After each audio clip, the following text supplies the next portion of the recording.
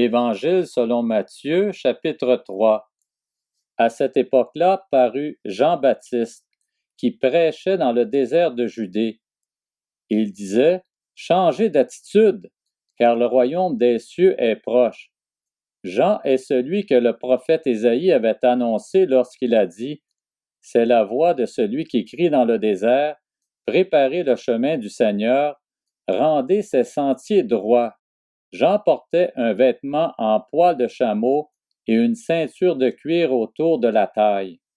Il se nourrissait de sauterelles et de miel sauvage.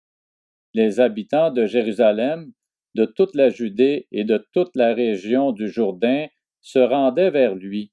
Reconnaissant publiquement leurs péchés, ils se faisaient baptiser par lui dans les eaux du Jourdain. Cependant, quand il vit beaucoup de pharisiens et de sadducéens venir se faire baptiser par lui, il leur dit: Race de vipères, qui vous a appris à fuir la colère à venir? Produisez donc du fruit qui confirme votre changement d'attitude.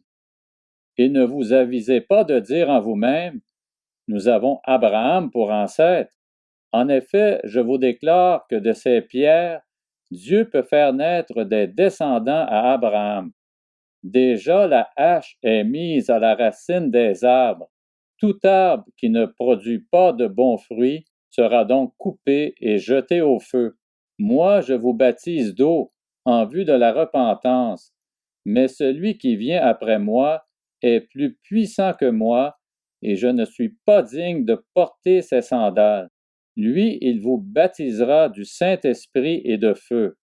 Il a sa pelle à la main, il nettoiera son aire de battage, et il amassera son blé dans le grenier, mais il brûlera la paille dans un feu qui ne s'éteint pas.